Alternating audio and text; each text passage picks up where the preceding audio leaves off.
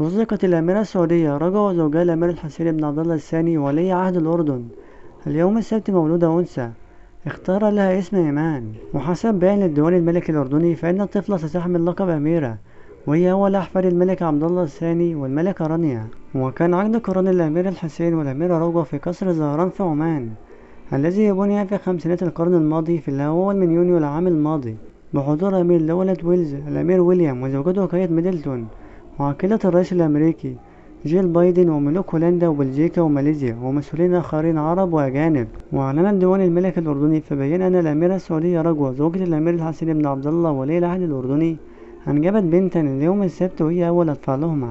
وأضاف البيان: يتمنى صاحب السمو على من يضرب من الأسرة الأردنية الكبيرة بالتهنئة بهذه المناسبة باستبدال إرسال الهدايا وباقات الورد بالتبرع لصندوق الأمان لمستقبل الأيتام دعما للشباب والشابات الأيتام. ولحد هنا نكون وصلنا الفيديو. متنساش تشترك في القناة وتفعل زر الجرس وتعمل لايك للفيديو ليصلك كل جديد. والسلام عليكم ورحمة الله وبركاته.